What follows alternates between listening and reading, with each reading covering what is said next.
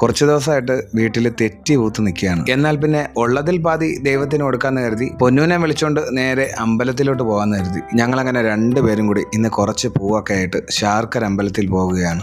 ഞങ്ങൾ രണ്ടുപേരും കൂടെ ഇത്രയും ഗമയില് കാറിൽ അമ്പലത്തിൽ പോകുന്നത് ആദ്യമായിട്ടാണ്. പാവം ഇതിന്റെ ഓണർ പോലും ഇത്രയും ഗമയില് അമ്പലത്തിൽ പോയി കാണുമെന്ന് തോന്നുന്നില്ല. ഇപ്പൊ കുറച്ച് ദിവസമായിട്ട് അമ്മയ്ക്ക് വയ്യാത്തതുകൊണ്ട് വണ്ടി ഇരിക്കുന്നത് എൻ്റെ കയ്യിലാണ്. അങ്ങനെ ഞങ്ങൾ രണ്ടുപേരും കൂടി തെറ്റിപ്പൂവും കൊണ്ട് ദൈവത്തിനെ സോപ്പിടാൻ ഇറങ്ങി. ഞങ്ങൾ അവിടെ ചെന്നപ്പോഴേക്കും ഇന്നൊരു കല്യാണത്തിനുള്ള സ്വീകരണ സമയമായിരുന്നു. അവിടെ കുറച്ചു നേരം വായി നോക്കി നിന്നിട്ട് അമ്മയോട് പരിഭവവും പരാതിയും പറയാനായിട്ട് പോയി. എൻ്റെ ഈ പരാതിയും പരിഭവവും കേട്ടിട്ട് ദൈവം തന്നെ മടുത്തു കാണും. ഞങ്ങളങ്ങനെ കുറിയൊക്കെ തൊട്ട് അമ്പലത്തിൽ നിന്ന് ഇറങ്ങി. പിന്നെ പൊന്നൂനെ കൊണ്ട് അമ്പലത്തിൽ പോയി കഴിഞ്ഞാൽ എൻ്റെ മെയിൻ ജോലി ഫോട്ടോ എടുക്കലാണ്. അമ്പലത്തിൽ പോയി ഫോട്ടോ എടുത്ത് സ്റ്റോറി ഇട്ട് കഴിഞ്ഞാൽ ആളിന് സമാധാനം.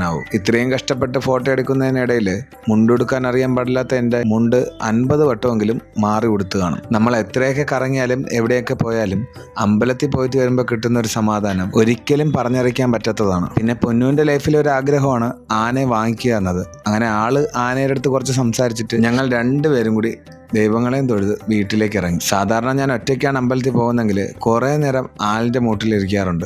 ഇന്ന് അമ്മയ്ക്ക് വയ്യാത്തതുകൊണ്ട് ഞങ്ങൾ പെട്ടെന്ന് ഇറങ്ങി. ഇനി വീട്ടിൽ പോയിട്ട് വേണം അമ്മയും കൊണ്ട് ഹോസ്പിറ്റലിലോട്ട് പോകാൻ. അതിനിടയിൽ ഇങ്ങനെയുള്ള നിമിഷങ്ങളാണ് മനസ്സിന് ഒരുപാട് സന്തോഷവും സമാധാനവും ഒക്കെ തരുന്നത്. പിന്നെ പോകുന്നതിനിടയിൽ ഞങ്ങളീ സംസാരിക്കുന്നത് പൊന്നു ഇട്ടിരിക്കുന്ന സാരിയുടെ കൂടെയുള്ള ബ്ലൗസിനെ പറ്റിയായിരുന്നു. സംഭവം ബ്ലൗസ് അല്ല, ക്രോപ്പ് ടോപ്പ് ആണെന്ന് ഞാൻ ഇപ്പോഴാണ് മനസ്സിലാക്കിയത്.